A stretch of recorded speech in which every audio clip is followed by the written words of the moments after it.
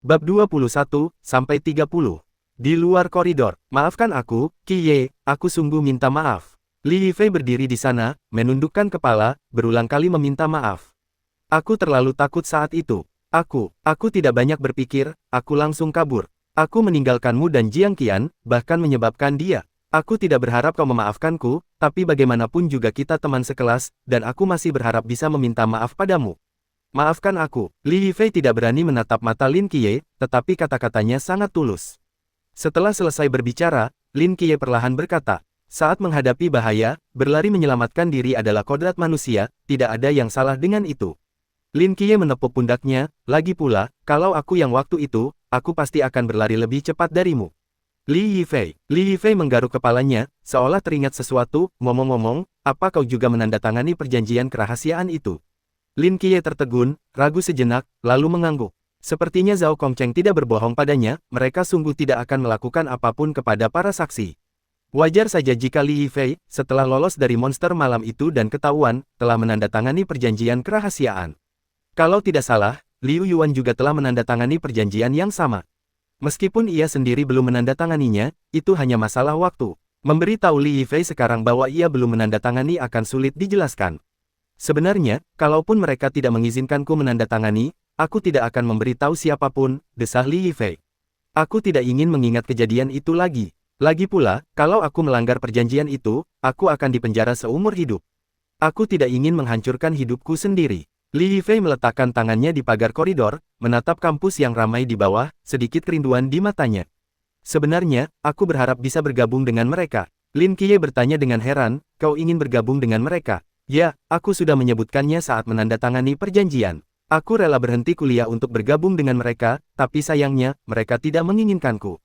Kenapa kau ingin bergabung? Nilaimu tidak bagus, tapi bukankah kau akan segera diterima di Akademi Olahraga melalui proses penerimaan khusus?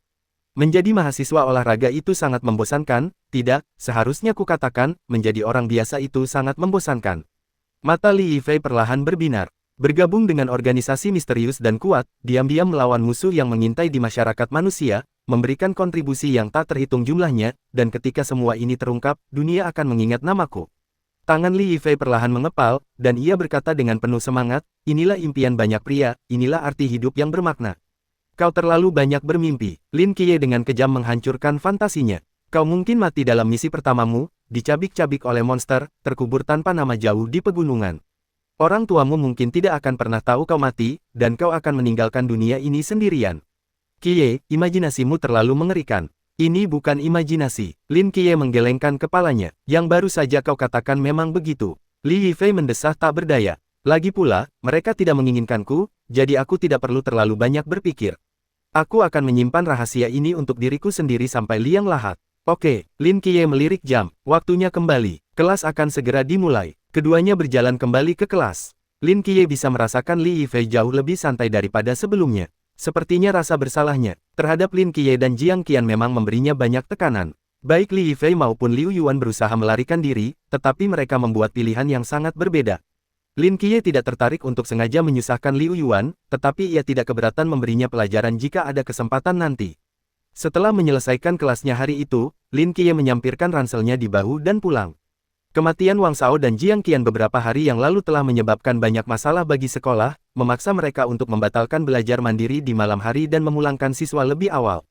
Namun, Lin Qiye agak terkejut bahwa penjaga malam tampaknya memiliki wewenang yang sangat tinggi. Umumnya, setelah dua siswa meninggal, orang-orang seperti Lin Qiye dan Li Yifei, yang bersama almarhum, pasti akan diinterogasi oleh polisi. Namun, 2 hari telah berlalu sejak kejadian itu, dan tidak ada yang datang mencari mereka. Tampaknya penjaga malam telah sepenuhnya mengambil alih kasus ini, dan wewenang mereka cukup tinggi untuk membuat polisi setempat diam. Saat dia berjalan, langit berangsur-angsur menjadi gelap, dan gerimis ringan mulai turun. Saat itu baru pukul 6 lewat sedikit, tetapi langit sudah gelap. Lin Qiye mengerutkan kening. Dia tidak membawa payung, jadi dia hanya bisa melangkah pulang. Hujan turun deras, dan ketika Lin Qiye bergegas pulang, dia basah kuyup. Namun, begitu ia membuka pintu, aroma makanan yang kaya langsung tercium, mengusir semua emosi negatifnya. Oh, Xiao Qi, ada apa denganmu? Kenapa basah kuyup? Bibinya, yang sedang sibuk di dapur, bergegas menghampiri ketika melihat Lin Qiye. Di luar hujan deras sekali, dan aku tidak membawa payung hari ini, kata Lin Qiye sambil tersenyum. Kalau kamu tidak membawa payung, seharusnya kamu cari tempat bersembunyi, atau telepon bibimu, dan aku pasti akan menjemputmu. Bagaimana kalau kamu masuk angin pulang basah kuyup? Tanya bibinya, berpura-pura marah. Lin Qiye terkekeh dan menggaruk kepalanya tanpa berkata apa-apa. Cepat keringkan dirimu. Oh, ngomong-ngomong, gurumu datang mencarimu. Aku sudah menyuruhnya menunggu di kamarmu, kata bibinya, seolah teringat sesuatu. Guru, Lin Qiye terkejut. Ya, guru olahragamu. Katanya dia perlu bertemu denganmu. Cepat temui dia, jangan membuatnya menunggu. Lin Qiye mengambil handuk dan mengeringkan rambutnya tanpa sadar. Ada apa? Guru olahraga datang mencarinya. Dia baru pindah sekolah beberapa hari yang lalu dan bahkan belum ada kelas olahraga. Apa yang dia inginkan? Mungkinkah? Sebuah pikiran terlintas di benak Lin Qiye. Dia menjatuhkan handuknya, buru-buru membuka pintu, dan masuk ke kamarnya. Di sana, dia melihat seorang pria parubaya yang familiar bersandar di kursi, memegang cangkir teh, tersenyum padanya. Lin Qiye sedikit mengernyit. Kau, bagaimana kau menemukan rumahku? Zhao Kongcheng tersenyum tipis, mengambil emblem di atas meja, dan mengguncangnya. Sejak kau mencampakkanku malam itu, aku jadi lebih berhati-hati. Tadi malam, aku memasukkan ini ke dalam sakumu, ini bisa melacak lokasimu. Lin Qiye mengunci pintu dan langsung berjalan ke tempat tidur, lalu duduk. Sudah ku bilang, aku tidak akan bergabung denganmu. Aku tahu, bukan itu tujuanku datang ke sini. Jadi, kau di sini untuk menandatangani perjanjian kerahasiaan. Tidak, tidak juga. Zhao Kongcheng menggelengkan kepalanya. Aku sudah lapor ke yang lain kalau kau hilang. Karena aku sudah memutuskan untuk melepaskanmu, aku tidak bisa memaksamu menandatangani perjanjian lagi. Kalau tidak, kalau mereka tahu kau tidak hilang, mereka akan mengirim orang lain untuk membujukmu. Dan mereka tidak akan semudah aku berurusan dengan mereka. Lin Qiye terkejut. Kalau begitu kau datang ke sini untuk... Zhao Kongcheng mengeluarkan gulungan perkamen dari sakunya, meletakkannya di meja Lin Qiye, dan perlahan membukanya. Gaji penjaga malam jauh lebih besar dari yang kau bayangkan. Aku sudah bekerja bertahun-tahun, dan aku masih punya cukup banyak tabungan. Zhao Kongcheng berkata sambil membuka perkamen itu. Saat perkamen itu dibuka, tatapan Lin Qiye menajam. Di dalamnya terdapat setumpuk uang tebal. Lin Qiye mengerutkan kening. Apa maksudmu? Zhao Kongcheng tersenyum tipis, dengan tenang mengeluarkan sebatang rokok dari sakunya. Memikirkannya, Zhao Kongcheng dengan pasrah menyingkirkan rokoknya, bersandar di kursinya, sedikit kenangan terpancar di matanya. Waktu kecil dulu, aku sama sepertimu. Sejujurnya, pembukaan ini agak klise. Tidak apa-apa, lanjutkan. Waktu aku berumur 6 tahun, ayahku meninggal karena sakit, dan ibuku bekerja 2 pekerjaan untuk membesarkanku. Zhao Kongcheng mengusap bungkus rokoknya dengan jari-jarinya, suaranya sangat tenang. Waktu itu ritme hidup masih lambat. Harapan ibu saya adalah saya menyelesaikan SMP dengan baik, lalu kembali menjadi kader desa, menikah, punya beberapa anak, dan hidup bahagia sebagai keluarga. Tahukah Anda, remaja selalu punya fase pemberontakan. Ketika saya lulus SMP, nilai saya cukup bagus, dan tidak akan sulit bagi saya untuk menjadi kader desa, tetapi saya mengabaikan keberatannya dan dengan tegas bergabung dengan tentara. Sebenarnya, dia tidak keberatan, tetapi dia tampak sedikit tidak senang. Pada hari saya meninggalkan rumah, dia berdiri di pintu, hanya diam-diam memperhatikan saya. Saya berjalan ke jalan di belakang rumah, dan dia masih memperhatikan saya. Saya berjalan ke gerbang desa. Dia masih menatap saya. Kemudian, ketika saya sampai di terminal bus kota, saya tidak bisa tenang, jadi saya diam-diam kembali untuk memeriksanya. Saya mendapati dia masih berdiri di sana, menatap kosong ke arah yang saya tuju. Sejujurnya, saat itu saya benar-benar berpikir untuk tetap tinggal dan tidak pergi, tetapi pada akhirnya saya mengeraskan hatiku dan bergabung dengan tentara. Zhao Kongcheng menghela napas dan melanjutkan, kemudian, pangkatku semakin tinggi, dan aku bergabung dengan pasukan khusus. Karena kemampuan tempur jarak dekatku, aku dipindahkan ke Night Watch. Setelah itu, aku memanfaatkan liburanku untuk pulang dan menemui ibuku, dan kemudian aku mengetahui. Zhao Kongcheng tiba-tiba berhenti. Lin Qiye bertanya dengan hati-hati, ibumu meninggal. Tidak, dia menikah lagi. Lin Qiye, ibu saya bekerja terlalu keras ketika dia masih muda, yang merusak kesehatannya. Awalnya dia ingin aku kembali ke desa sebagai kader agar dia bisa merawatnya, tetapi aku tidak memikirkannya saat itu dan memilih untuk bergabung dengan tentara. Kemudian, dia tidak tahan lagi sendirian, jadi dia menikah, setidaknya dia akan memiliki seseorang untuk merawatnya di masa tuanya. Sayangnya, aku sudah bergabung dengan Night Watch saat itu dan tidak bisa berada di sisinya untuk merawatnya lama-lama. Sejujurnya, ketika aku mendengar kabar pernikahannya, aku benar-benar merasa lega. Lin Qiye merenung sejenak, jadi, apa gunanya memberitahuku ini? Zhao Kongcheng perlahan berdiri, menatap mata Lin Qiye, kita semua pernah memiliki sesuatu yang kita sayangi, Tetapi seiring bertambahnya usia, kita secara tidak sadar mengabaikan keberadaannya karena kebiasaan, dan malah mengalihkan perhatian kita pada hal-hal lain. Aku juga seperti itu dulu, tetapi kamu berbeda, Lin Qiye. Kamu lebih cerdas dan lebih bijaksana daripada aku dulu. Kamu punya ide sendiri, dan kamu ingin tinggal bersama keluargamu dan menemani mereka. Itu sangat bagus. Karena kamu telah memilih jalan ini, maka jalanilah dengan baik. Soal melindungi dunia, serahkan pada kami. Ia berbalik, mengambil kertas coklat di atas meja, dan menyerahkannya kepada Lin Qiye. Aku baru saja bertemu bibimu. Di zaman sekarang, tidak banyak orang sebaik dia. Aku tahu situasi keluargamu saat ini. Ambillah uang ini. Lin Qiye sama sekali tidak ragu. Aku tidak menginginkannya. Aku penjaga malam, aku tidak kekurangan uang. Kalau begitu aku juga tidak mau. Ini untuk bibimu, kau harus mengambilnya. Bibiku juga tidak mau. Bibir Zhao Kongcheng sedikit berkedut. Ia menatap Lin Qiye cukup lama, tak satu pun dari mereka menyerah. Setelah beberapa saat, Zhao Kongcheng berbicara lagi, Lin Qiye, aku sudah tua. Aku tidak tega melihat penyesalan yang terjadi padaku di masa lalu terulang lagi, bahkan jika itu terjadi pada orang lain. Kalau begitu kau boleh menutup matamu, kau tidak perlu melihat. Sikap Lin Qiye tegas. Meskipun keluargaku miskin, kami punya batasnya. Aku tidak akan menerima uang tentara. Lagi pula, penglihatanku sudah lebih baik sekarang. Aku punya kemampuan, aku tidak akan membiarkan penyesalan terjadi. Zhao Kongcheng membuka mulutnya, seolah ingin mengatakan sesuatu, tetapi akhirnya, ia tidak mengatakan apa-apa, hanya tersenyum pahit. Mengapa kau tidak mengembalikan uang ini kepada istri dan anak-anakmu? Bukankah itu lebih baik? Lin Qiye berbicara lagi. Sudah ku bilang, sistem kesejahteraan Night Watch sangat baik. Sekalipun aku mati di medan perang, istri dan anak-anakku tak perlu khawatir soal makanan atau sandang, dan mereka akan bisa kuliah di universitas ternama dan memiliki masa depan yang cerah. Melihat ia tak berhasil membujuk Lin Qiye, Zhao Kongcheng hanya bisa memasukkan kembali tas kulitnya ke saku. Apa kau juga tidak punya impian? Mimpiku. Zhao Kongcheng kembali duduk, mengangkat alisnya. Aku punya impian, aku sudah memilikinya sejak kecil. Apa impianku? Menjadi jenderal di ketentaraan. Lalu, dengan sederet medali berkilauan tergantung di dadaku, mengenakan seragam militer, aku akan kembali ke desa dengan gemilang, memberitahu mereka yang memandang rendah ibuku bahwa putra ibuku adalah seorang jenderal. Cahaya menyilaukan bersinar di mata Zhao Kongcheng. Lin Qiye tercengang. Entah kenapa, saat menatap Zhao Kongcheng, ia seolah teringat Li Yifei. Mereka sepertinya orang yang sama. Jadi, sudahkah kau menjadi seorang jenderal? Tidak, sama sekali tidak. Zhao Kongcheng berkata sambil tersenyum kecut, lagi pula, sebagai penjaga malam, kau tidak bisa seenaknya berlagak dengan medalimu. Mimpi ini, pada akhirnya hanya akan tetap menjadi mimpi. Lin Qiye terdiam. Baiklah, kalau begitu, aku harus pergi. Zhao Kongcheng berdiri, berjalan ke arah Lin Qiye, dan mengulurkan tangan kanannya. Semoga masa depanmu cerah, Lin Qiye. Lin Qiye menatap kosong ke arah wajah Zhao Kongcheng, yang kini tampak lebih segar. Ia mengulurkan tangan dan menggenggam erat. Semoga suatu hari nanti Anda dipenuhi dengan jasa, Jenderal Zhao. Zhao Kongcheng tersenyum dan berbalik untuk keluar rumah. Tunggu, lambang Anda. Lin Qiye memanggilnya, mengambil lambang dari meja dan melambaikannya. Zhao Kongcheng menepuk dahinya. Lihat ingatanku, aku hampir lupa. Ini hidupku. Zhao Kongcheng mengambil lambang itu, meliriknya, dan sepertinya teringat sesuatu. Baiklah, apakah Anda melihat beberapa kalimat terakhir? Ya, bagaimana? Keren, kan? Keren sekali, kau yang menulisnya. Bukan, ini sumpah yang kita ucapkan saat bergabung dengan Night Watch. Zhao Kongcheng melempar emblem itu seperti koin, menangkapnya dengan mantap, lalu memasukkannya ke dalam saku.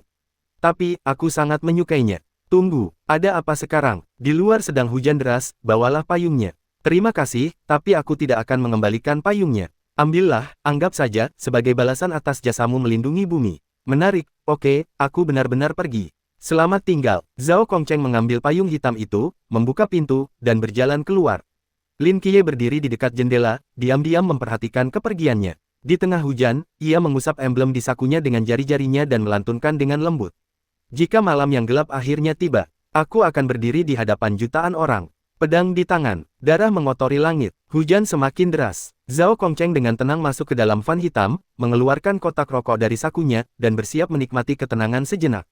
Tiba-tiba, headsetnya berdering. Suara seorang pria terdengar dari sana. Tangannya yang memegang rokok bergetar hebat, dan pupil matanya mengerut tajam.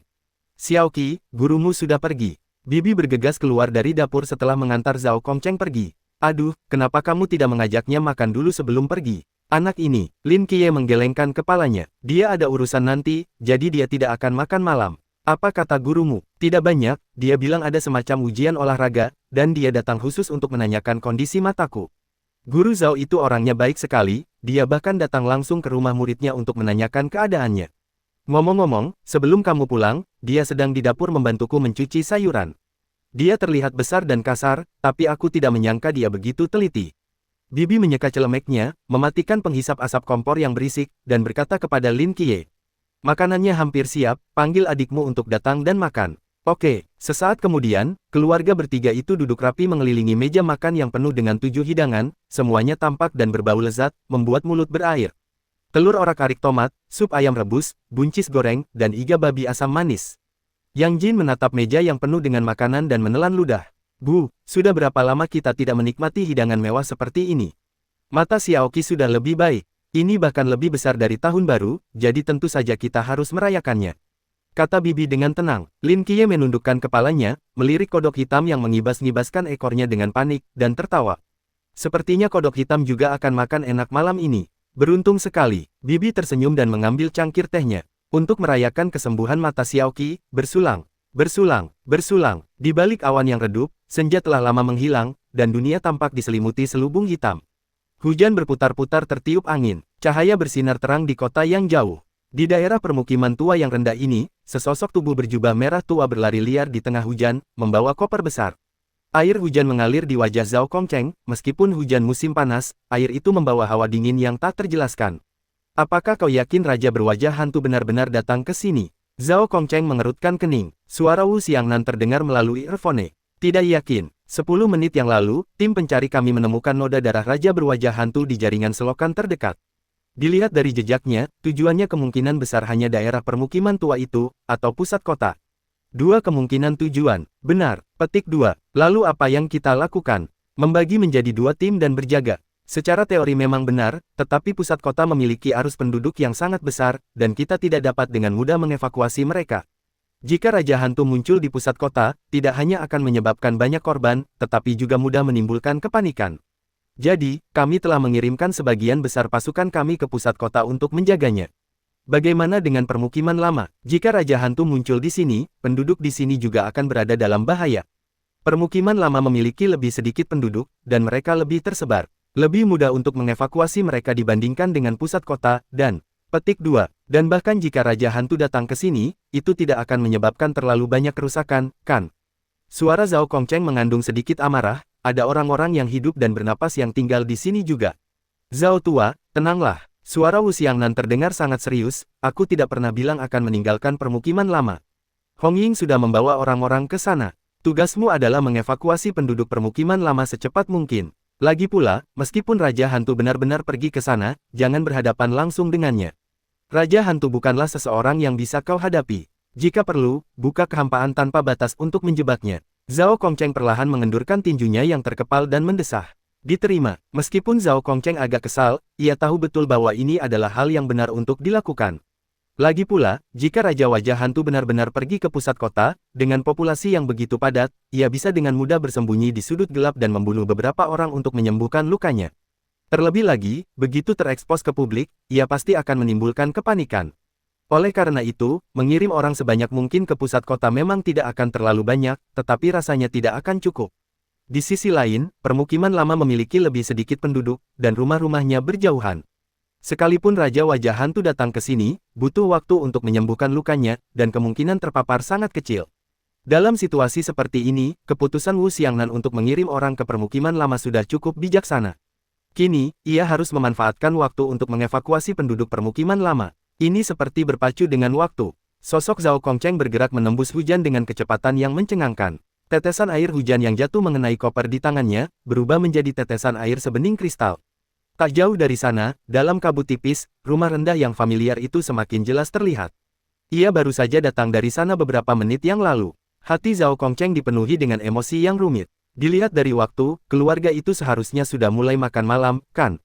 Ia ingat ada iga babi asam manis, telur orak-arik dengan tomat, dan buncis goreng. Benar, ia yang mencuci buncis itu. Sialan, dia baru saja pamer di depan anak itu, bilang akan menjaga dunia, dan sekarang dia harus mengetuk pintu dan menyuruh mereka segera mengungsi. Ini membuatnya terlihat buruk, bukan? Tapi sekarang bukan saatnya mengkhawatirkan menyelamatkan muka. Zhao Kongcheng melesat maju menembus hujan, tetapi saat itu, bau busuk yang sangat menjijikkan tiba-tiba memenuhi lubang hidungnya. Pupil matanya mengerut tajam, dan dia tiba-tiba berhenti. Suara hujan memenuhi pikiran Zhao Kongcheng. Dia dengan hati-hati dan perlahan memutar lehernya, matanya terbelalak, takut melewatkan detail apapun. Kemudian, tatapannya jatuh pada penutup lubang gat tak jauh dari sana. Bau busuk itu semakin kuat. Zhao Kongcheng mencengkeram pegangan kopernya erat-erat. Dia menarik napas dalam-dalam, sedikit membungkuk, dan meletakkan koper itu di tanah. Dia tahu persis apa arti bau busuk itu. Laporkan, pengawas Zhao Kongcheng, raja berwajah hantu ditemukan di daerah pemukiman lama. Dia menyalakan headsetnya, suaranya sangat tenang, sambil berbicara, ia menekan sebuah tombol di koper. Klik. Koper itu terbuka, memperlihatkan 3 papan pengumuman yang tertata rapi dan baru di dalamnya. Zhao Kongcheng mengambil ketiga papan pengumuman itu, meletakkan satu di tempatnya, lalu bergegas ke sisi yang lain. Hampir seketika Zhao Kongcheng selesai berbicara, suara Wu Xiangnan terdengar dari ujung earphone yang lain. Diterima, aku sudah memberi perintah. Penjaga malam bergerak menuju area permukiman lama, dan Hong Ying dan yang lainnya akan segera tiba. Paling lama 10 menit. 10 menit. Pak Tua Zhao, siapkan wilayah udara tanpa aturan untuk menjebaknya sementara. Zhao Kongcheng meletakkan papan pengumuman kedua dan berlari menuju titik sudut segitiga lainnya, sambil berkata tanpa daya. Xiangnan, wilayah udara tanpa aturan itu untuk menyembunyikan pertempuran, bukan untuk menjebak orang. Itu tidak akan menahan Raja Wajah Hantu selama 10 menit. Gluk, gluk, gluk.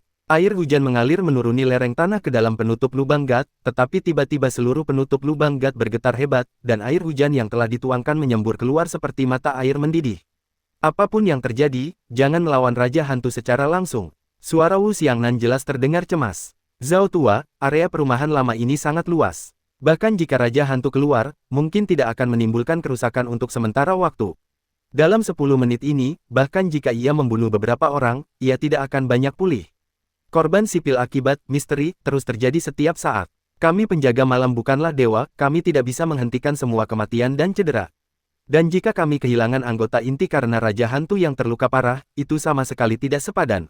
Zhao Tua, kau bisa mendengarku? Bang, penutup lubang gat terlempar seperti bola meriam, melesat ke langit. Dari lubang selokan yang gelap, sebuah lengan ganas tiba-tiba melesat keluar, diikuti oleh monster yang beberapa kali lebih besar dari Raja Hantu yang asli melompat keluar. Zhao Kongcheng dengan tenang menyaksikan pemandangan ini, perlahan meletakkan papan pengumuman terakhir di tangannya, menggigit ujung jarinya, dan mengolesi garis darah di papan pengumuman. Xiangnan, apakah kau masih ingat sumpah yang pernah kau buat? Zhao Kongcheng menatap Raja berwajah hantu di hadapannya, sedikit berjongkok, tatapannya terpaku pada bangunan tempat tinggal kecil tak jauh darinya. Jika malam tergelap sekalipun datang, aku akan berdiri di hadapan jutaan orang. Kali ini, di belakangku bukan jutaan orang, melainkan seluruh dunia anak itu. Kedua tangannya tiba-tiba tergenggam. Sebuah kanvas tak kasat mata menyelimuti segitiga kecil itu. Reruntuhan terlarang, kehampaan tak terbatas. Xiao Qi, jangan cuma makan sayur, makan iga juga. Bibi mengambil iga dan menaruhnya di mangkuk Lin Qiye. Lin Qiye tersenyum, terima kasih, Bibi. Hari ini hari istimewa, makanlah lebih banyak, jangan hemat uang Bibi. Aku tahu, Bibi. Ajin, kamu makan lebih banyak juga, kamu tumbuh. Ajin. Lin Qiye menatap Yang Jin yang sedang linglung, dan berseru 2 kali. Hah, oh, aku makan sekarang. Yang Jin tersadar dan menggaruk kepalanya. Anak ini, kenapa kamu begitu linglung? Apa kamu jadi pilih-pilih makanan? Kamu bahkan tidak mau makan daging. Bibi memutar bola matanya ke arah Yang Jin dan menambahkan beberapa potong daging lagi ke mangkuknya. Ajin mungkin terlalu tertekan dengan PR-nya. Lin Qiye berkata sambil tersenyum, mengambil tulang yang baru saja selesai dikunyahnya, melihat sekeliling, dan sedikit keraguan muncul di wajahnya. Bibi tersadar dari lamunannya dan bertanya dengan heran, aneh, di mana belalang sembah hitam kecil? Biasanya dia begitu lahap makan, tapi sekarang ada tulang, dia menghilang. Seolah mendengar seseorang memanggil namanya, belalang sembah hitam kecil menjulurkan kepalanya dari balkon dan menggonggong. Guk, Lin Qiye melambaikan tulang itu ke udara, memberi isyarat agar belalang sembah hitam kecil datang dan memakannya, tetapi belalang sembah hitam kecil menatap tulang itu, lalu ke jendela, tampak bimbang. Ada apa dengan makhluk kecil ini hari ini? Tanya Bibi dengan curiga. Lin Qiye ragu sejenak, lalu berdiri sambil membawa tulang itu, berjalan ke balkon, mengelus kepala belalang sembah hitam kecil, dan berkata lembut. Ada apa denganmu? Ada sesuatu di luar. Lin Qiye melemparkan tulang itu ke tanah dan, sementara belalang sembah hitam kecil menggerogotinya, ia berdiri dan melihat keluar jendela. Dalam kegelapan yang pekat, hanya ada hujan deras. Bahkan bangunan-bangunan perumahan lain di kejauhan pun gelap gulita, dunia begitu sunyi, seolah hanya tersisa hujan yang tak henti-hentinya. Aneh, tidak ada apa-apa di sini. Gumam Lin Qiye, hendak berbalik, ketika tiba-tiba, beberapa suara terdengar dari luar jendela, seperti ada yang mengetuknya. Lin Qiye menoleh dan melihat seekor kelelawar kecil di luar. Kelelawar itu tampak basah kuyup oleh hujan, terus-menerus menghantam jendela, seolah-olah berusaha mencari tempat berteduh. Mata Lin Qiye perlahan-lahan berbinar. Kalau dipikir-pikir, ia belum menggunakan kemampuan berkomunikasi dengan makhluk nokturnal yang diberikan penari malam berbintang. Bertemu kelelawar, mungkin ia bisa mencobanya. Jadi, Lin Qiye berdiri diam di dekat jendela, memperhatikan kelelawar itu. Xiao Qi, apa yang kau lakukan di sana? Kembalilah dan makan, makanannya mulai dingin. Teriak bibinya, melihat Lin Qiye tenggelam dalam pikirannya. Namun, Lin Qiye berdiri di sana seperti patung, tak bergerak untuk waktu yang lama. Tepat ketika bibinya hendak mengatakan sesuatu lagi, Lin Qiye tiba-tiba berbalik, matanya gemetar. Ia berlari cepat ke pintu dan memakai sepatunya. Xiao Qi, apa yang kau lakukan? Tiba-tiba aku teringat sesuatu, aku mau keluar sebentar. Anak bodoh, apa yang kau bicarakan? Di luar gelap, dan hujan deras sekali, kau mau keluar untuk apa? Ada sesuatu, sangat penting. Lalu, bagaimana dengan makan malam? Aku akan makan saat aku kembali. Di bawah tatapan bingung bibinya, Lin Qiye sudah mengganti sepatunya, buru-buru membuka pintu, dan hendak pergi. Saat itu, suara Yang Jin tiba-tiba terdengar. Kak, di luar hujan deras, kau sebaiknya tidak pergi. Tidak, aku harus pergi. Sepenting apapun itu, pasti ada yang melakukannya. Bumi akan terus berputar bahkan tanpamu. Tapi ada beberapa hal yang benar-benar harus kulakukan. Lin Qiye menarik napas dalam-dalam, memaksakan senyum, jangan terlalu khawatir, ini hanya masalah kecil. Aku akan kembali secepatnya setelah selesai. Lagi pula, jarang sekali ada makanan selezat ini, aku tak tega menyia-nyiakannya. Aku pergi dulu. Lin Qiye buru-buru menutup pintu dan bergegas turun. Setelah Lin Qiye pergi, bibi tiba-tiba menyadari apa yang terjadi. Ia bergegas ke pintu dan berteriak, anak bodoh, di luar hujan deras sekali, bawa payung. Di lorong, langkah kaki Lin Qiye menghilang di kejauhan, dan tak seorang pun menjawab. Bibi mendesah tak berdaya, kembali ke tempat duduknya, dan tiba-tiba mendapati makanannya hambar. Sementara Yang Jin hanya duduk diam di sana, menatap hujan deras di luar jendela, terdiam. Di tengah hujan, asteris krak, krak, krak. Asteris Zhao Kongcheng menekan korek apinya beberapa kali, tetapi percikan apinya padam oleh hujan yang turun. Ia menghisap sebatang rokok dan mendesah tak berdaya. Nasib hari ini, sungguh buruk. Have Ho, tak jauh darinya, Raja Wajah Hantu berdiri bak iblis di tengah hujan, sosoknya memancarkan tekanan yang luar biasa. Raja Wajah Hantu tampak sangat berbeda dari manusia wajah hantu biasa, ia 2 kali lebih besar, tampak seperti gunung kecil dari kejauhan. Tak hanya itu, manusia bertopeng biasa berjalan merangkak seperti binatang, tetapi Raja bertopeng berjalan dengan kedua kaki, kepala tegak dan dada membusung. Jika kau mengabaikan wajah pucat bak hantu dan lidah merahnya, ia masih cukup mirip manusia. Namun, bahkan Raja bertopeng yang ganas dan mengerikan ini pun dipenuhi luka tusukan, setiap luka seakan terukir di daging, membuat tubuhnya berlumuran darah. Zhao Kongcheng melihat luka di tubuh Raja bertopeng dan mendecak lidahnya. Kapten masih garang, ia benar-benar melukainya dengan sangat parah. Sepertinya ia menahan diri saat bertanding denganku. Monster dari alam cuan, meski terluka parah, tetaplah mengerikan. Aku penasaran berapa banyak jurus yang bisa kutahan untuk melawannya. Zhao Kongcheng bergumam, meraih bahunya, mencengkeram gagang pedang lurusnya, dan perlahan menghunusnya, pedang biru pucat itu mengiris hujan, mengeluarkan dengungan lembut. Hujan deras, sebatang rokok, jubah, sebuah pedang lurus. Raja berwajah hantu menatap Zhao Kongcheng, lidah merahnya terjulur, hasrat haus darah terpancar di matanya. Dalam sekejap, keduanya bergerak bersamaan. Zhao Kongcheng, yang menghunus pedang lurus, melesat bagai anak panah yang terlepas dari busurnya, matanya tajam dan penuh dengan niat membunuh. Ia cepat, tetapi Raja berwajah hantu bahkan lebih cepat lagi. Tubuhnya yang besar menghantam hujan, wajahnya yang pucat dan pucat meringis hebat, seperti pemburu yang melihat mangsanya, tak mampu menahan kegembiraannya. Klak, klak, klak, saat sosok mereka bertabrakan, cahaya pedang menyambar, 3 dentang logam berturut-turut merobek hujan, cakar beradu dengan pedang, percikan api beterbangan.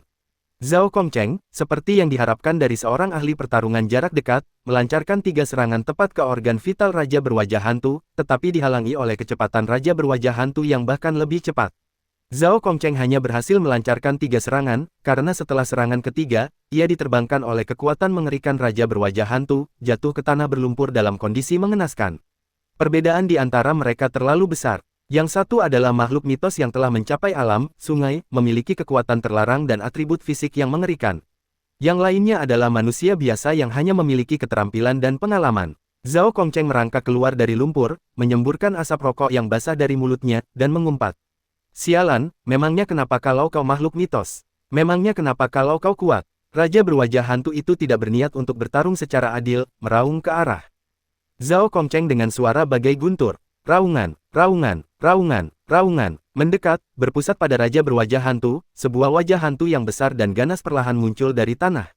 Ekspresi Zhao Kongcheng langsung berubah. Urutan reruntuhan terlarang 176, pengamatan bumi berwajah hantu. Saat wajah hantu itu muncul, Zhao Kongcheng merasa dunia seolah terbalik, gelombang pusing yang belum pernah terjadi sebelumnya menerpanya. Ia mengerutkan kening, menegangkan tubuhnya hingga nyaris tak bisa menyeimbangkan diri. Dalam pandangannya, segala sesuatu di hadapannya bagaikan kaleidoskop yang berputar, kacau dan terfragmentasi, sama sekali tak terduga. Sialan, ia bahkan bisa menggunakan reruntuhan terlarang, celakalah aku, gumam Zhao Kongcheng dalam hati, kata-kata Wu Xiangnan sebelum pertempuran terngiang-ngiang di benaknya sekali lagi. Urutan reruntuhan terlarang 176, tanah wajah hantu, di dalam reruntuhan terlarang, ia dapat menipu persepsi semua makhluk yang tingkat kultivasinya lebih rendah atau sama dengan dirinya, membalikkan konsep ruang. Di dalam tanah wajah hantu, atas dan bawah, kiri dan kanan, depan dan belakang akan berubah sewaktu-waktu sesuai kehendak raja wajah hantu. Meskipun seseorang dapat melawan sampai batas tertentu dengan kesadaran dan pengalamannya sendiri, tidak diragukan lagi bahwa semua metode serangannya sendiri akan terpengaruh di dalam reruntuhan terlarang ini, dan kekuatan tempurnya akan sangat berkurang. Oleh karena itu, selain kapten yang juga berada di alam, Cuan, semua anggota lain tidak boleh melawan Raja Wajah Hantu secara langsung, jika tidak, itu hanya akan menyebabkan kematian. Reruntuhan terlarang ini benar-benar menjijikkan. Sebagai seseorang yang telah mengalaminya sendiri, Zhao Kongcheng benar-benar memahami sifat mengerikan dari reruntuhan terlarang ini. Jadi, sang kapten benar-benar berhasil melukai Raja Wajah Hantu di dalam reruntuhan terlarang ini. Dia juga monster. Zhao Kongcheng menarik napas dalam-dalam dan perlahan menutup matanya. Raungan, raungan, raungan, raungan datang dari segala arah, membuatnya mustahil untuk menentukan lokasi Raja Wajah Hantu. Bumi bergetar sedikit, dan Zhao Kongcheng bisa merasakan Raja Wajah Hantu mendekat dengan cepat. Dari mana datangnya? Kenyataannya, di atas topeng hantu yang menakutkan dan mengerikan itu, Zhao Kongcheng berdiri dengan mata terpejam, seperti patung, tangan mencengkeram pisaunya, menunjuk ke depan, alis berkerut. Ia sama sekali tidak menyadari bahwa Raja Topeng Hantu telah bergerak diam-diam di belakangnya. Dalam persepsi Zhao Kongcheng, penglihatan, pendengaran, penciuman, dan sentuhannya semuanya berubah dengan cepat, seolah-olah ia telah dimasukkan ke dalam mesin cuci super kuat, pikirannya dibanjiri informasi yang salah, membuatnya mustahil baginya untuk membedakan apapun di dunia nyata. Mata Raja Topeng Hantu menatap Zhao Kongcheng yang tak sadarkan diri, senyum haus darah muncul di wajah pucatnya. Ia berjongkok sedikit, lalu menerobos hujan seperti bola meriam raksasa, tubuhnya bergerak begitu cepat hingga meninggalkan jejak bayangan. Cakar tajamnya melesat, mengincar leher Zhao Kongcheng. Ia seolah sudah meramalkan pemandangan mendebarkan darah hangat yang menyembur keluar, mengotori tubuhnya. Namun, tepat ketika cakarnya hendak menyentuh tubuh Zhao Kongcheng, perubahan mendadak terjadi. Seolah-olah mata muncul di belakang kepalanya, Zhao Kongcheng dengan cepat menghindar, nyaris menghindari cakar raja berwajah hantu. Segera setelah itu, pedang lurusnya melesat di tengah hujan, mengincar langsung ke kepala raja berwajah hantu. Klang, suara tajam terdengar saat raja berwajah hantu mencengkeram pedang Zhao Kongcheng erat-erat, lalu menendang, membuat Zhao Kongcheng terpental seperti karung pasir. Meski begitu, ia tak bisa menyembunyikan keterkejutan di matanya. Ia tak mengerti bagaimana Zhao Kongcheng bisa merasakan serangannya. Zhao Kongcheng jatuh tersungkur ke tanah, meringis kesakitan, dan berjuang untuk berdiri, tetapi senyum mengejek masih tersungging di bibirnya. Terkejut, tak terduga, Zhao Kongcheng, menggunakan pedang lurusnya sebagai penyangga, tertawa, senyumnya dipenuhi sarkasme. Wilayah terlarangmu sungguh mengerikan. Biasanya, aku akan tertipu tipuanmu dan mati di tanganmu, tapi sayang. Zhao Kongcheng menunjuk langit dengan jarinya, hari ini hujan. Kau bisa menipu indera makhluk hidup, tapi kau tak bisa menghentikan jatuhnya air hujan karena gravitasi. Air hujan di kulitku memberiku sensasi sentuhan. Kau bisa mengubah indera perabaku, membuatku merasakan hujan jatuh dari segala arah, dan aku bisa menggunakannya untuk menyimpulkan arah yang sebenarnya. Begitu kau tahu arah standarnya, sisanya akan jauh lebih mudah. Zhao Kongcheng terkekeh, memuntahkan dahak berdarah, dan dengan angkuh mengangkat pedang lurusnya, bilahnya mengarah ke raja berwajah hantu. Bukan bermaksud menyombongkan diri, tapi jika aku punya wilayah terlarang, kau pasti sudah mati 800 kali lipat. Raung, raung, Zhao Kongcheng dan raja berwajah hantu terkunci dalam pertempuran sengit. Mengandalkan naluri bertarung dan pengalamannya yang mengerikan, Zhao Kongcheng berhasil bertukar beberapa pukulan dengan raja berwajah hantu. Tapi hanya itu saja, di bawah serangan habis-habisan Raja Berwajah Hantu, Zhao Kongcheng yang fana dengan cepat tak mampu bertahan lebih lama lagi. Raja Berwajah Hantu memanfaatkan kesempatan dan memukulnya dengan keras di dada, menghancurkan dua tulang rusuk dan membuatnya terlempar ke belakang. Kali ini, Zhao Kongcheng membutuhkan waktu 5 detik penuh untuk hampir tidak berdiri. Jika bukan karena bilah lurus yang menghalangi sebagian kerusakan, pukulan itu pasti sudah cukup untuk membunuhnya. Batuk-batuk-batuk, dia batuk beberapa suap darah, wajahnya pucat pasi. Raja Berwajah Hantu berdiri tegak di tengah hujan, tatapannya tajam, mendekatinya selangkah demi selangkah. Saat itu, sebuah suara tiba-tiba datang dari belakang Zhao Kongcheng. Zhao Kongcheng, Zhao Kongcheng, Zhao Kongcheng. Zhao Kongcheng tertegun. Ia samar-samar merasa, suara itu terdengar agak familiar. Tunggu, ini bukan. Ia membuka mulut, seolah ingin mengatakan sesuatu, tetapi setelah ragu sejenak, ia memilih untuk tetap diam. Tatapannya dipenuhi emosi yang rumit. Pada saat ini, di luar kehampaan tanpa batas, Lin Qiye berdiri di dekat ruang terbuka, hujan membasahi rambutnya, tetapi ia tampak tidak menyadari, berteriak sekuat tenaga, Zhao Kongcheng. Jangan bersembunyi, aku tahu kau di dekat sini. Setelah berteriak, Lin Qiye mendengarkan dengan tenang untuk beberapa saat, tetapi yang terdengar hanyalah hujan yang deras. Sialan, kelelawar itu jelas melihat seorang pria berjubah dan monster tiba-tiba menghilang di sini, bagaimana mungkin mereka tidak? Mungkinkah itu kesalahan? Lin Qiye mengerutkan kening, melihat sekeliling. Tiba-tiba, tatapannya menajam.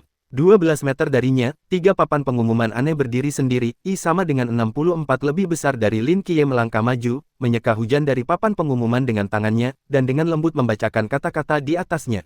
Dilarang masuk, kapan rambu ini dipasang, dan pengaturan ini terlalu aneh. Lin Qiye merenung, kepalanya tertunduk. Tiba-tiba, seolah teringat sesuatu, matanya berbinar. Dia sepertinya bilang kalau zona terlarangnya adalah zona terlarang tambahan untuk medan perang tersembunyi, seperti kehampaan tak terbatas. Lin Qiye dengan saksama mengamati 3 papan pengumuman di depannya, senyum mengembang di bibirnya. Ia berteriak lagi sekuat tenaga. Zhao Kongcheng, aku tahu kau ada di kehampaan tak terbatas. Buka pintunya dan biarkan aku masuk. Sedetik, 2 detik, suara Zhao Kongcheng samar-samar terdengar dari balik papan pengumuman. Kenapa kau tidak makan malam? Apa yang kau lakukan di sini? Keluar dari sini. Zhao Kongcheng bingung. Kenapa anak ini jalan-jalan di tengah hujan deras begini? Dan bagaimana dia tahu dia ada di sini padahal Zhao Kongcheng sudah mengaktifkan domain kehampaan tanpa batasnya. Dan dari semua waktu, dia harus datang ketika Zhao Kongcheng sedang dipukuli habis-habisan. Jika anak ini melihat ini, sungguh memalukan. Lagi pula, Zhao Kongcheng baru saja memberitahunya bahwa dia bertanggung jawab untuk melindungi dunia. Jika dia menyeret Lin Qiye ke dalam masalah ini sekarang, dan sesuatu terjadi pada anak itu, Zhao Kongcheng tidak akan pernah memaafkan dirinya sendiri. Apa urusanmu kenapa aku di sini? Aku tahu kau sedang bertarung dengan pria bertopeng itu di dalam. Biarkan aku masuk, aku cukup jago bertarung sekarang. Suara Lin Qiye terdengar lagi dari luar. Apa yang akan kau lakukan? Umpat Zhao Kongcheng, ini bukan manusia berwajah hantu, tapi raja berwajah hantu. Alam Cuan, dia 2 alam lebih tinggi darimu, bocah nakal yang baru saja memasuki alam Zan. Apa kau pikir anak SMA sepertimu bisa melawannya? Lagi pula, bukankah kau selalu takut mati? Kenapa kau terburu-buru seperti ini? Pulang dan makan sekarang juga. Kukatakan padamu, bersamaku, Zhao Kongcheng, di sini, benda ini tidak akan melukai sehelai rambut pun di kepalamu. Zaman telah berubah. Meskipun aku takut mati, aku tidak tahan berutang budi. Teriak Lin Qiye dari luar. Keluargaku sedang makan enak di dalam, dan kau di sini melawan raja berwajah hantu sendirian. Kau mau jadi pahlawan tanpa tanda jasa? Aku tidak akan mengizinkannya. Kalau kau mau makan, kau harus menunggu sampai kita membunuh raja berwajah hantu, baru kau boleh kembali bersamaku. Lin Qiye dengan paksa menghantam udara di samping papan pengumuman, tetapi seolah-olah ada penghalang tak terlihat yang langsung memisahkan bagian dalam dari luar domain. Sekeras apapun Lin Qiye mencoba, penghalang itu tetap tak tergoyahkan. Di dalam domain, Zhao Kongcheng sekali lagi terhempas oleh Raja Wajah Hantu dan terbaring di tanah untuk waktu yang lama sebelum ia hampir tidak bisa menopang dirinya dengan pedangnya. Jangan repot-repot, batuk-batuk, meskipun aku tidak memiliki tingkat kultivasi, domain tanpa batasku lebih dari cukup untuk menghalangi orang-orang di bawah alam kolam. Jika kau ingin masuk ke sini, hanya ada 2 kemungkinan. Aku akan membiarkanmu masuk dengan sukarela, atau kau hanya bisa menungguku mati. Kau bahkan tidak bisa menembus domain tanpa batasku, apa bedanya datang ke sini untuk menghadapi Raja Wajah Hantu dan mengirim dirimu sendiri menuju kematianmu? Mata Zhao Kongcheng tertuju pada Raja Wajah Hantu, dan suaranya semakin melemah. Setelah ia selesai berbicara, keributan di luar domain berhenti. Tak seorang pun melanjutkan serangan ke kehampaan tak terbatas dan tak ada suara lain yang terdengar. Zhao Kongcheng menunggu sedetik, 2 detik, 3 detik. Sebuah senyum tersungging di bibirnya. Baiklah, pulanglah dan makan malam kalian, serahkan sisanya pada kami para penjaga malam. Zhao Kongcheng berusaha menegakkan tubuhnya, terengah-engah, darah menetes dari sudut mulutnya. Setiap kali ia bernapas, rasa sakit yang luar biasa membuat tubuhnya sedikit gemetar. Tubuhnya telah mencapai batasnya. Di hadapannya, raja berwajah hantu berdiri bagaikan gunung kecil di tengah hujan, penuh luka, lama maupun baru. Namun ia tetap tegar, tak menunjukkan tanda-tanda akan runtuh. Inilah fisik abnormal makhluk mitologi. Zhao Kongcheng menggenggam pisau di satu tangan, dan dengan tangan lainnya, ia merogoh sakunya dengan gemetar. Tak lama kemudian, ia mengeluarkan sebuah lambang. Lambang itu menggambarkan 2 pedang lurus yang bersilangan, dan di bawahnya terdapat sebuah nama. Zhao Kongcheng. Dalam keadaan linglung, Zhao Kongcheng seolah kembali ke masa ketika ia baru bergabung dengan Night's Watch dan masih pemula. Lambang itu adalah urat nadi Night Watch. Bukan hanya dalam keyakinan, tapi juga dalam pertempuran. Di dalam lambang ini terdapat jarum kecil. Menekan saklar akan mengeluarkannya, dan di ujungnya terdapat obat yang disebut Ghostly Guide.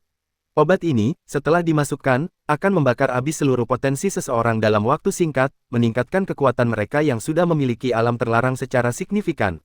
Jika seseorang tidak memiliki alam terlarang, Ghostly Guide akan menstimulasi tubuh mereka secara paksa, memicu alam terlarang yang tersembunyi di dalam esensi kehidupan mereka. Dengan kata lain, selama masa aktif obat ini, ia dapat memberikan mereka yang tidak memiliki alam terlarang suatu bentuk kekuatan. Ini adalah cara untuk saling menghancurkan, cara untuk membalikkan keadaan dalam situasi putus asa, dan satu-satunya kesempatan bagi para pejuang tanpa alam terlarang untuk merasakan kekuatan mereka sendiri seumur hidup. Ini seharusnya hanya digunakan sebagai pilihan terakhir. Zhao Kongcheng mencengkeram lambang itu, tubuhnya bergoyang tak terkendali. Senyum tersungging di bibirnya saat ia memperhatikan raja berwajah hantu yang mendekat. Tahukah kau, sudah berapa lama aku menunggu hari ini? Hujan turun deras. Air hujan bercampur darah menetes di lengan Zhao Kongcheng dan mengenai permukaan lambang. Zhao Kongcheng, terlepas dari apakah raja berwajah hantu dapat mendengar atau memahaminya, bergumam dalam hati di tengah hujan.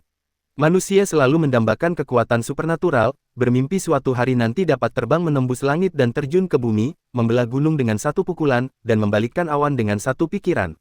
Setelah bertahun-tahun menjadi penjaga malam, aku telah menunggu kebangkitan alam terlarangku, tetapi sayangnya, aku sudah berusia lebih dari 40 tahun dan belum melihatnya. Sejujurnya, sangat sulit untuk bertahan hidup di penjaga malam tanpa alam terlarang. Setiap kali aku melihat para kapten menggunakan alam terlarang mereka dalam pertempuran, terlihat sangat keren, aku selalu merasa sedih. Kemudian, aku berpikir bahwa jika aku bertemu musuh yang sama sekali tidak dapat kukalahkan, aku harus mencoba bimbingan Dewa Hantu sebelum aku mati, untuk melihat alam terlarangku, sehingga bahkan jika aku mati, aku dapat mati dengan senyuman. Bagaimanapun, terima kasih telah memberiku kesempatan ini. Zhao Kongcheng membuka telapak tangannya, membiarkan hujan membasahi permukaan lambang. Ia mengusap lembut sisi lambang dengan jari-jarinya, dan sebuah jarum perak tipis menyembul keluar. Ia menarik napas dalam-dalam dan menusukkan jarum perak itu ke telapak tangannya. Sial, sakit sekali. Zhao Kongcheng meringis dan mengumpat pelan. Begitu jarum itu menembus kulitnya, Zhao Kongcheng merasakan sakit yang luar biasa itu surut bagai air pasang. Digantikan oleh gelombang kekuatan yang tak tertandingi. Setiap sel di tubuhnya seakan terbius, menunjukkan vitalitas yang tak tertandingi, jantungnya berdebar kencang bagai genderang perang di tengah pertempuran. Pada saat yang sama, medan gaya misterius terpancar keluar dari Zhao Kongcheng. Mata Zhao Kongcheng berbinar. Raja berwajah hantu itu seakan merasakan bahaya, mengeluarkan geraman pelan saat melesat menembus hujan, mendorong dirinya maju dengan energi kinetik yang mengerikan. Punggung Zhao Kongcheng perlahan tegak, sama dengan 5-8 lebih besar dari ia mencengkeram pisau itu semakin erat, tetesan air hujan menghantam permukaan bilah pisau lurus itu dengan suara gemerincing. Ia memegang pisau itu di tengah hujan, matanya berkilat cemerlang yang belum pernah terjadi sebelumnya. Maka, ia mengangkat tangannya dan menebaskan pedangnya ke arah raja berwajah hantu yang mendekat dengan cepat. Bulan sabit hitam setinggi 4 atau 5 meter melesat dari pedangnya, diam-diam membelah hujan dan langsung menembus ruang di depan mereka berdua. Saking cepatnya, raja berwajah hantu bahkan tak sempat berbalik. Sebuah lengan yang hancur dan mengerikan terlempar tinggi ke udara. Satu tebasan, lengan raja berwajah hantu pun terpotong. Zhao Kongcheng mencengkeram pedangnya, bibirnya melengkung membentuk senyum tak terkendali, ia tertawa terbahak-bahak, urutan reruntuhan terlarang 083, bulan kilat pemusnah kehidupan. Hahaha, sudah kuduga, aku, Zhao Kongcheng, benar-benar jenius. Hujan turun deras. Zhao Kongcheng, menghunus pedang lurus, jubah merah gelapnya basah kuyup, benar-benar acak-acakan dan berlumuran darah. Namun, matanya bersinar terang seperti bintang. Jadi, inilah reruntuhan terlarang. Luar biasa, sial, luar biasa. Di seberangnya, raja berwajah hantu menatap dengan takjub lengan kanannya yang kosong, wajah pucatnya yang seperti hantu berubah karena terkejut. Ia tidak dapat memahami bagaimana tikus yang baru saja dirusaknya secara sepihak tiba-tiba dapat melepaskan kekuatan seperti itu. Namun kecerdasannya tidak memadai, dan ia tidak punya waktu. Zhao Kongcheng bergerak. Di bawah pengaruh bimbingan Dewa Hantu, tubuhnya telah melupakan semua lukanya, kembali ke kondisi puncaknya. Ia melesat ke arah raja berwajah hantu seperti anak panah yang dilepaskan dari busur. Raungan, raungan, otot-ototnya menggembung, seluruh tubuhnya membengkak, kakinya tertekuk, dan tubuhnya yang besar tiba-tiba melompat ke udara, memercikkan air dalam jumlah besar. Di udara, kedua sosok itu bertabrakan dengan kecepatan kilat. Buk, buk, buk, gerakan mereka begitu cepat hingga hampir kabur, bila-bila hitam berbentuk bulan sabit berterbangan ke segala arah, meninggalkan luka-luka besar yang mengerikan di tanah di sekitarnya. Awalnya, bila Zhao Kongcheng sama sekali tidak dapat menembus pertahanan Raja Wajah Hantu, dan ia jauh lebih rendah dalam hal kekuatan dan kecepatan, yang merupakan alasan mendasar mengapa ia dipukuli habis-habisan. Namun sekarang, dengan Eliminating Life Flash Moon kekuatan penghancur Zhao Kongcheng telah mencapai tingkat yang mengerikan, setiap serangan meninggalkan luka yang dalam dan berdarah pada Raja Wajah Hantu. Meskipun Zhao Kongcheng masih kalah dari Raja Wajah Hantu dalam hal kekuatan dan kecepatan, setelah ia mengimbangi kekurangan kekuatan penghancurnya, kelemahan lainnya dapat ditutupi dengan pengalaman. Meskipun atribut fisiknya jauh lebih rendah daripada Raja Wajah Hantu, ia masih jauh lebih rendah daripada Raja Wajah Hantu. Dengan Raja Wajah, dia masih bisa menjepit lawannya ke tanah dan menghajarnya hingga babak belur. Ternyata, Zhao Kongcheng tidak berbohong. Dengan reruntuhan terlarang, dia bisa membunuh Raja Wajah Hantu 800 kali lipat. Jika diberi waktu yang cukup, membunuh Raja Wajah Hantu sendirian hanya masalah waktu, tapi intinya, dia tidak punya banyak waktu. Meskipun menggunakan bimbingan Dewa Hantu dapat mengeluarkan potensi penuh seseorang, durasinya singkat. Hampir 10 detik telah berlalu sejak Zhao Kongcheng mengaktifkan reruntuhan terlarang, hanya menyisakan sedikit waktu baginya. Saat terkunci dalam pertarungan dengan Raja Wajah Hantu, Zhao Kongcheng dapat dengan jelas merasakan kekuatannya memudar, rasa sakit yang tersembunyi perlahan kembali, bahkan bulan sabit hitam yang diayunkannya semakin mengecil. Raja Wajah Hantu tampaknya merasakan perubahan kondisinya dan, tanpa ragu, dengan paksa menghabiskan esensinya sendiri, melancarkan serangan yang bahkan lebih ganas.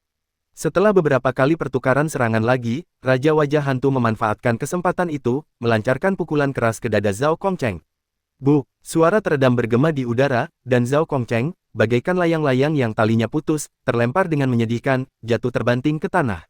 His, kenapa sakit sekali? Rasa sakit itu bagaikan gelombang yang bergulung-gulung, menyapu seluruh saraf di tubuh Zhao Kongcheng.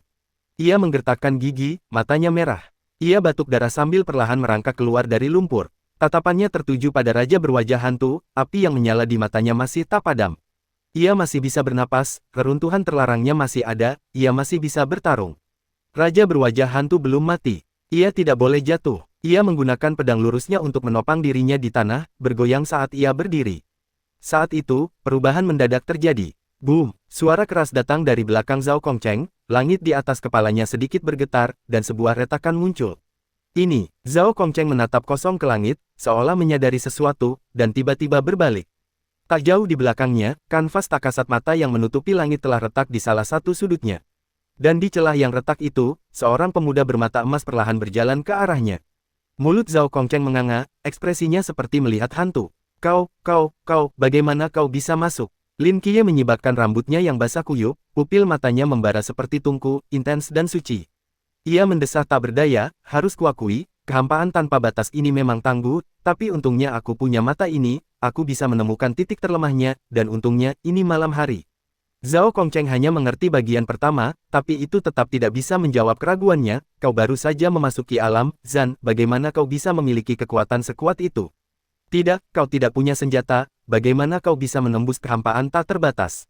Kau mungkin tidak percaya, kata Lin Qiye dengan tenang, aku melotot ke arahnya, dan itu terbuka. Zhao Kongcheng, Lin Qiye tidak berbohong. Dengan berkah kegelapan, ia bisa merasakan matanya ditingkatkan secara signifikan, tidak sampai 5 kali lipat, tetapi setidaknya 2 kali lebih kuat. Sebelum mendapatkan penari malam berbintang, ia bisa membunuh Raja berwajah hantu sendirian dengan kekuatan ilahi Serapim.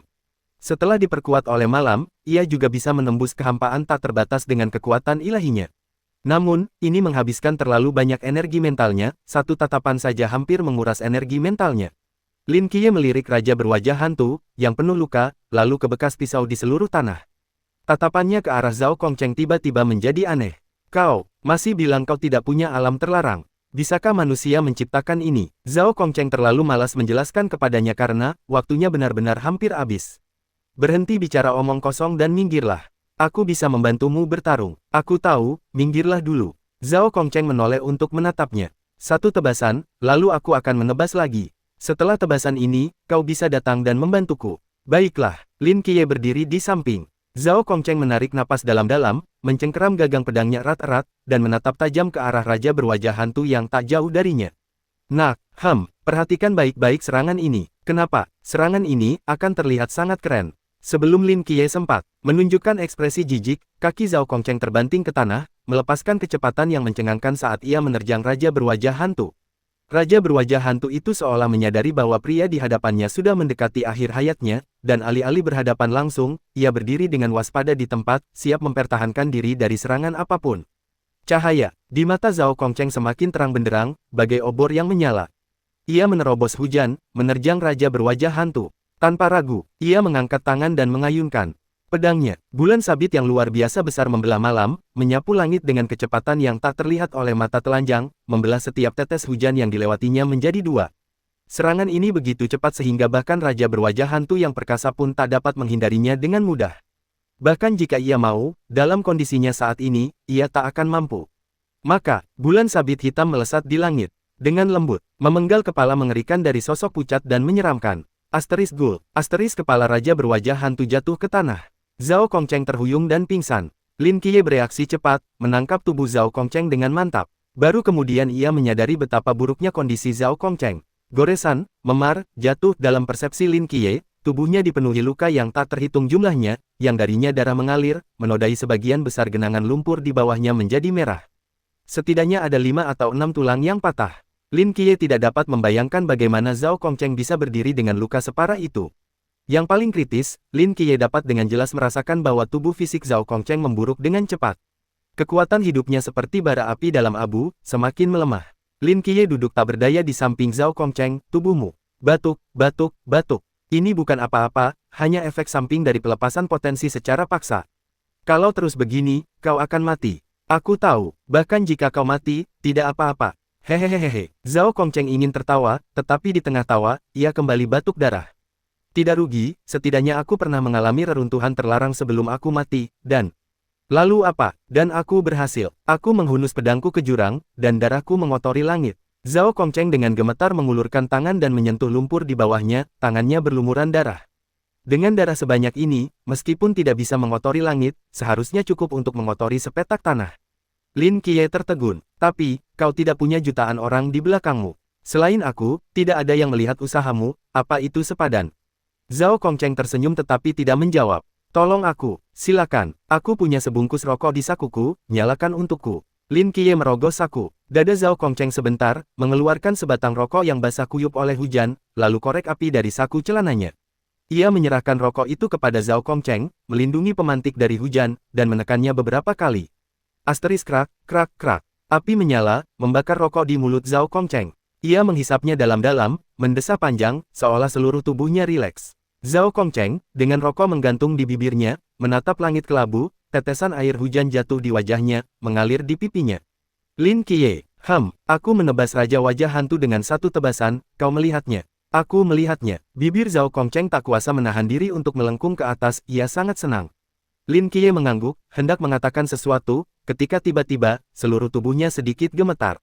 Ia menoleh dengan kaku, hanya untuk melihat sesosok mayat besar tanpa kepala perlahan bangkit dari lumpur di kejauhan. Di tubuhnya, sesosok wajah hantu pucat dan menyeramkan merayap cepat seperti parasit, dari kaki hingga punggung, dari punggung hingga dada. Akhirnya, ia tumbuh di dada raja hantu. Dan di kepala yang baru saja terpenggal, wajah pucat hantu itu lenyap tanpa jejak. Pupil mata Lin Qiye tiba-tiba mengerut. Sang raja hantu belum mati. Hujan terus turun. Zhao Kongcheng menatap langit, masih menikmati pemandangan beberapa saat sebelumnya, tak menyadari perubahan ekspresi Lin Qiye. Sialan, orang yang bahkan kapten pun tak bisa bunuh, aku yang membunuhnya. Lin Qiye, katakan padaku, bukankah aku hebat? Lin Qiye terdiam sejenak, lalu menatap Zhao Kongcheng dalam pelukannya dan mengangguk berat. Mengesankan. Dengan pencapaian sehebat itu, jika aku selamat, aku pasti akan menjadi jenderal, kan? Pasti. Mata Lin Qiye penuh keyakinan. Kau harus hidup, hehe. Zhao Kongcheng seolah membayangkan suatu adegan, wajahnya berseri-seri puas. Namun, cahaya di matanya perlahan memudar. Tangan Lin Qiye sedikit gemetar. Ia mengguncang tubuh Zhao Kongcheng dan berbisik. Zhao Kongcheng, kau belum menjadi jenderal, kau tak boleh mati. Zhao Kongcheng seakan tak lagi mendengar suara Lin Qiye, matanya perlahan meredup. Ia membuka mulutnya, suaranya nyaris tak terdengar. Bukankah aku keren barusan? Keren. Bibir Lin Qiye bergetar, ia mengangguk mantap. Sangat keren, lebih keren dari siapapun yang pernah kulihat. Senyum tipis tersungging di bibir Zhao Kongcheng, matanya perlahan terpejam, dan tubuhnya rileks. Zhao Kongcheng telah tiada. Hujan rintik-rintik turun. Lin Qiye duduk di sana, tertegun, hujan mengaburkan pandangannya, tetapi tatapannya tetap tertuju pada Zhao Kongcheng. Hingga, langkah kaki berat itu terdengar lagi. Lin Qiye mengerucutkan bibirnya, menarik napas dalam-dalam, dan perlahan duduk dari tanah. Ia berbalik, tatapannya tertuju pada mayat raja berwajah hantu yang tak berkepala di kejauhan, matanya membara bagai terik matahari. Ia melangkah maju 2 langkah dan menghunus pedang lurus yang tertancap diagonal di tanah. Itu adalah pedang Zhao Kongcheng. Lin Qiye menggenggam pedang itu dan melangkah selangkah demi selangkah menuju raja berwajah hantu. Hujan membasahi tubuhnya hingga ke tulang, tetapi tak mampu memadamkan amarah di hatinya. Dan mata emasnya yang menyala-nyala itu. Wajah hantu di tubuh raja berwajah hantu itu berputar, seakan meraung tanpa suara. Langkahnya semakin cepat, hingga akhirnya, bagaikan binatang buas yang terhuyung-huyung, ia menerjang Lin Qiye. Raja berwajah hantu yang tanpa kepala itu, dengan lengan kanannya yang diputus oleh Zhao Kongcheng, hanya mampu melancarkan serangan bertubi-tubi dengan cakar kirinya. Lin Qiye menggenggam pisau itu, seakan selalu mampu memprediksi arah serangannya. Lalu dengan sigap menghindari serangan itu, ia bagaikan kupu-kupu di tengah malam, berkibar tertiup angin kencang, namun tak pernah melekat padanya. Visual dinamis yang mengerikan, dipadukan dengan peningkatan kecepatan penari malam berbintang, membuat Lin Qiye tampak seperti hantu saat ini. Lin Qiye menghindari lebih dari 10 serangan raja berwajah hantu secara berturut-turut, mengangkat tangannya tanpa ekspresi, dan mengayunkan pedangnya dengan ganas. Kali ini, targetnya bukanlah organ vital, melainkan wajah hantu pucat yang bersemayam di dada tubuh raja berwajah hantu. Jika tidak salah, wajah hantu ini adalah wujud asli raja hantu. Meskipun Zhao Kongcheng telah memenggal kepala raja hantu, ia tidak merusak wajah hantu itu sendiri, sehingga ia dapat bangkit kembali. Tubuh Lin Qiye menari-nari di antara serangan raja hantu, pedang lurusnya berkilat berulang kali, menebas wajah hantu itu berulang kali. Meskipun kekuatannya meningkat 5 kali lipat, ia tidak dapat menimbulkan kerusakan berarti, hanya meninggalkan noda darah dangkal. Tapi itu tidak masalah. 1 serangan tidak cukup, 10, 100 serangan sudah cukup. Kali ini, ia akan menghancurkan raja hantu hingga berkeping-keping. 1 serangan, 2 serangan, 3 serangan. Raja hantu tidak dapat menyentuh Lin Qiye, tetapi Lin Qiye dapat menyerang raja hantu. Perlahan-lahan, luka di dada raja hantu menjadi lebih banyak dan berdarah, ekspresinya semakin kesakitan. Tak lama kemudian, serangan raja hantu melambat.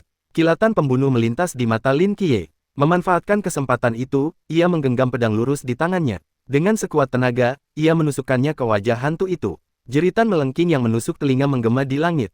Pedang Lin Qiye menembus wajah hantu itu, tetapi bukan itu alasan di balik auman raja wajah hantu yang memilukan itu, yang benar-benar menyebabkan raja wajah hantu mengeluarkan ratapan memilukan itu adalah tatapan mata Lin Qiye. Di bawah cahaya keemasan yang membakar itu, wajah hantu itu meleleh dengan cepat, bagaikan lilin yang dilelehkan api. Meskipun cahaya keemasan ini hanya muncul sesaat, itu sudah cukup untuk memadamkan sepenuhnya kekuatan hidup raja wajah hantu yang sudah sekarat itu. Akhirnya, di bawah tatapan Lin Qiye, wajah hantu itu benar-benar mengeras menjadi gumpalan setengah padat yang kusut, menghilang tanpa jejak. Di saat yang sama, Lin Qiye merasakan arus hangat perlahan mengalir ke tubuhnya melalui tangannya yang memegang pedang. Ia sedikit mengernyit, menginjak tubuh wajah hantu di bawah kakinya, dan menghunus pedang lurusnya. Setelah berpikir sejenak, ia membungkuk untuk mengambil gumpalan wajah hantu yang pucat itu, hanya untuk merasakan kegelapan tiba-tiba di depan matanya, hampir membuatnya jatuh ke tanah.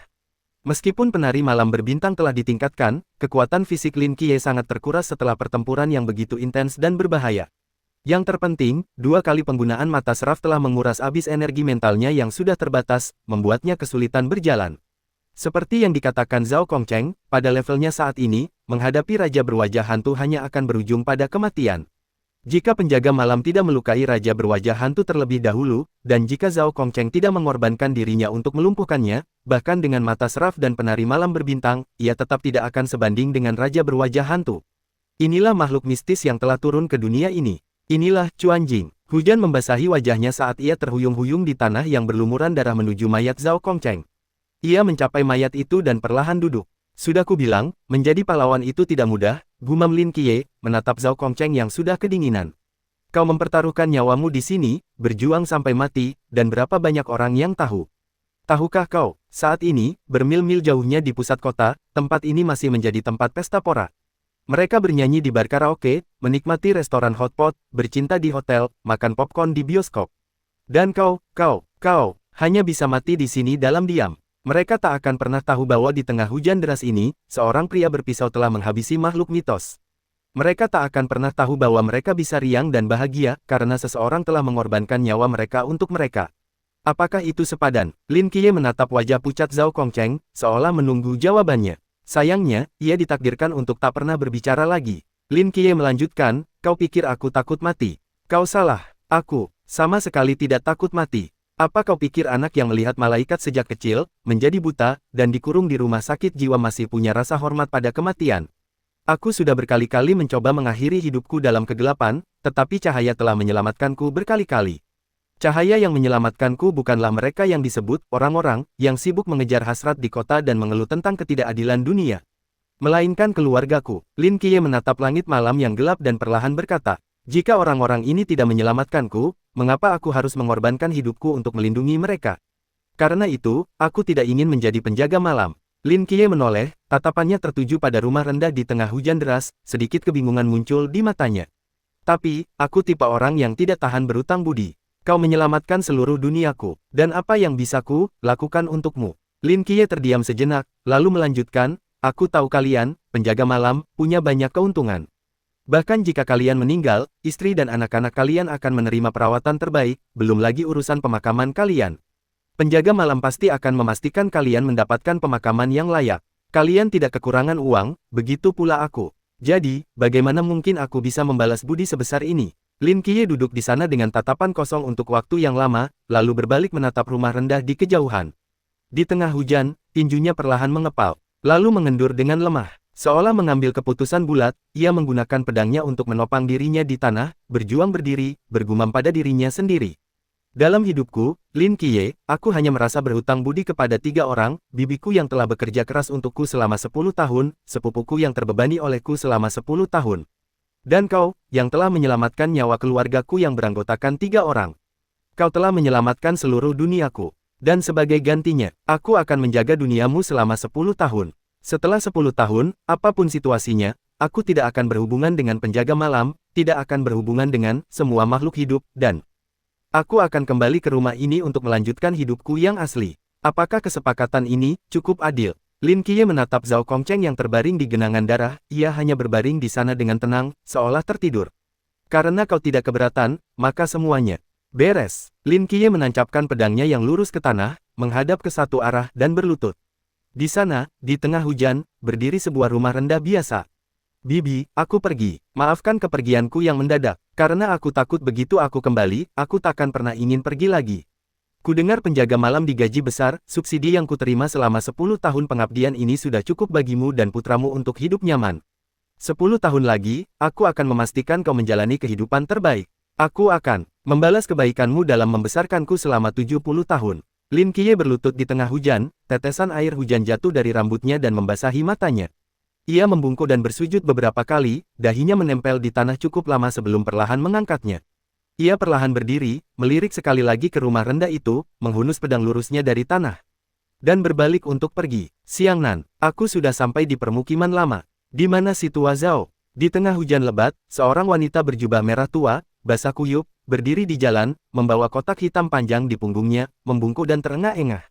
Di ruang terbuka, 2 gedung di depanmu. Suara Wu Xiangnan terdengar melalui earphone. Ia berhenti sejenak, suaranya sedikit tertahan, Hong Ying, kau harus bersiap, sama dengan 67 lebih besar dari, persiapan apa? Kami kehilangan kontak dengannya beberapa menit yang lalu, dan lokasi emblem Zhao tua belum berpindah selama beberapa menit. Pupil Hong Ying tiba-tiba mengecil, tubuhnya sedikit gemetar, lalu ia melesat bagai anak panah, menyerbu ke depan. Jangan bicara omong kosong, mungkin dia hanya lelah. Hong Ying menggertakkan giginya, suaranya sudah bergetar karena air mata.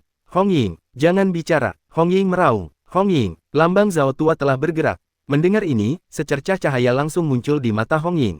Aku tahu, dia tidak akan mati semudah itu. Di mana dia? Dia bergerak perlahan, dia semakin dekat denganmu. Hong Ying membeku, tanpa sadar berhenti di tengah jalan, tatapannya tertuju pada sudut tak jauh darinya. Guntur teredam bergema di awan-awan yang jauh, dan hujan turun deras seperti tirai air, mengaburkan pandangannya. Dalam cahaya redup, sesosok tubuh perlahan keluar dari hujan.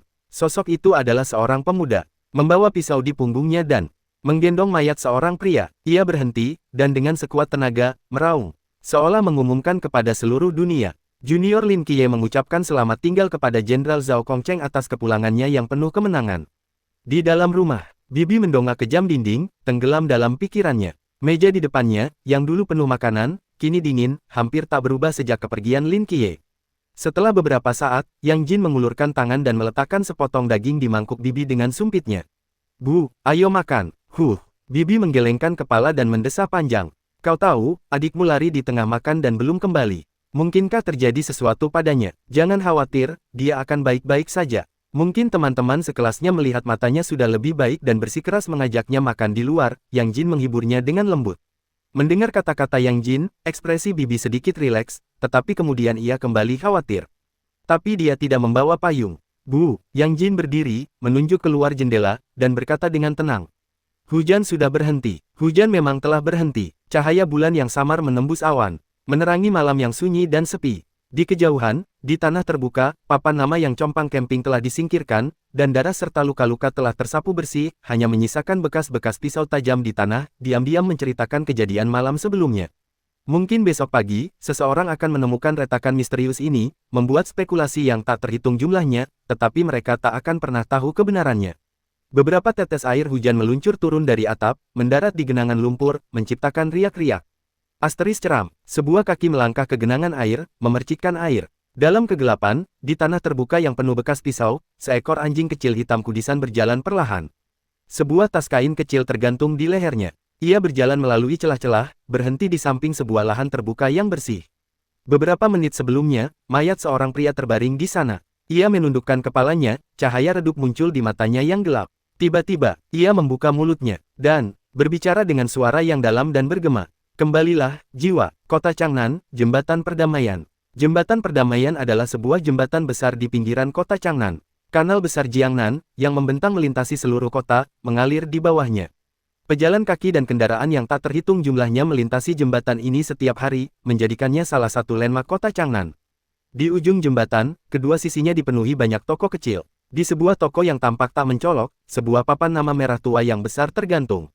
Peace Agency. Seperti toko-toko lain di dekat jembatan perdamaian, luasnya tidak besar, hanya sedikit di atas 200 meter persegi, sedikit lebih besar dari kedai mie khas Lanzhou di samping sekolah. Ketersembunyiannya bukan hanya karena namanya yang umum, tetapi juga karena keberadaan toko-toko di kedua sisinya. Di sebelah kiri adalah sebuah perusahaan perencanaan pernikahan yang didekorasi dengan warna merah dan ungu yang meriah, bernama Peace Wedding Planning. Di sebelah kanan adalah sebuah rumah duka yang dihiasi kain satin putih dan karangan bunga, bernama Peaceful Funeral Services. Di sebelah kiri, pernikahan terasa meriah dan penuh sukacita, di sebelah kanan, rumah duka terasa sendu dan muram. Di antara dua ekstrim ini, kantor Peaceful Funeral Services bagaikan toko transparan, sama sekali tak terlihat. Jika ada ciri khas, mungkin itu namanya. Kebanyakan agensi memiliki spesialisasi di bidang yang berbeda, ada firma hukum, ada agensi detektif, ada firma akuntansi. Tetapi tempat ini tidak memiliki awalan, hanya kata peaceful sehingga tujuannya sama sekali tidak jelas. Saat ini, di kantor Peaceful Funeral Services, di bawah tanah. Di aula yang luas dan terang benderang, seorang pemuda duduk diam di sofa, kepalanya tertunduk, menatap ubin lantai. 6 orang lainnya juga duduk di aula. Jadi, kau agen Serapim yang ditemukan Zhao Tua? Wu Xiangnan bertanya pada Lin Qiye, yang duduk di sofa lain. Benar, setelah hening sejenak, Wu Xiangnan perlahan berbicara. Nama saya Wu Xiangnan, dan saya wakil Kapten Regu Jaga Malam ke-136 yang ditempatkan di kota Changnan. Yang berbaju hitam yang bersandar di pilar adalah Kapten Chen Muye. Lin Qiye mengikuti arah pandang Wu Xiangnan dan melihat seorang pria dengan tangan di saku, diam-diam mengamatinya dari pilar tak jauh. Menyadari tatapan Lin Qiye, Chen Muye mengangguk kecil. Wu Xiangnan menoleh ke 4 orang yang tersisa, jangan hanya berdiri di sana seperti orang bodoh, perkenalkan diri kalian. Saat itu, seorang wanita duduk sendirian di sofa. Memeluk lututnya, rambutnya masih basah, sedikit mengangkat kepalanya, memperlihatkan sepasang mata yang memerah. Pasukan jaga malam ke-136, pasukan tempur utama, Hong Ying. Lin Qiye mengenalinya, alasan ia ada di sini adalah karena Hong Ying yang membawanya. Setelah Hong Ying selesai berbicara, pria yang berdiri di sampingnya, masih memegang handuk, tersenyum dan berkata, "Pasukan jaga malam 136, pasukan tempur garis depan, Wen Qimo." Segera setelah itu, gadis itu meringkuk bersama, juga menangis terseduh-seduh, sedikit mengangkat kepalanya dan berkata lembut, "Pasukan jaga malam 136, dukungan tempur medis, Si Xiaonan. Pasukan penjaga malam 136, dukungan tembakan jarak jauh, Leng Xuan," kata pria yang duduk di sampingnya dengan senapan runduk bersuara dingin. Melihat semua orang telah selesai memperkenalkan diri, Wu Xiangnan kembali berbicara. "Lin Qiye, kan, mengenai kematian Zhao Kongcheng, adakah hal lain yang ingin kau tambahkan?" "Aku sudah menjelaskannya," kata Lin Qiye dengan tenang. "Zhao Kongcheng membuka kehampaan tanpa batas dan melawan Raja Wajah Hantu sendirian, akhirnya binasa bersama. Apakah kau ada di sana saat mereka bertarung?" "Aku ada." "Bagaimana kau bisa memasuki kehampaan tanpa batas?" Aku melotot, dan terbukalah. Wu Xiangnan membuka mulutnya, alisnya sedikit berkerut. "Bisakah kau menjelaskan secara detail adegan pertempuran mereka? Misalnya, bagaimana Zhao Kongcheng membunuh Raja Wajah Hantu?" Dia mengayunkan pedangnya, mengiris bulan sabit hitam yang besar, dan memenggal kepala Raja Wajah Hantu, kata Lin Qiye. "Bulan sabit hitam." Wu Xiangnan mengerutkan kening dan merenung. Tepat pada saat itu, Chen Muye, yang sedari tadi diam, tiba-tiba angkat bicara, "Itu, menghilangkan kehidupan dan bulan berkedip." Zhao Tua menggunakan bimbingan Dewa Hantu, untuk mengaktifkan reruntuhan terlarangnya. Wen Qimo berseru kaget, "Menghilangkan kehidupan dan bulan berkedip urutan 083. Itu reruntuhan terlarang yang berisiko tinggi. Aku tidak menyangka, Paman Zhao benar. Dulu aku pikir dia hanya narsis." Si Xiaonan mengerucutkan bibirnya dan berkata dengan lemah. "Tidak, dia narsis." Bibir Chen Muye sedikit melengkung, dan seberkas kenangan melintas di matanya. "Kurasa orang itu tidak percaya ketika melihat reruntuhan terlarangnya sendiri, kan?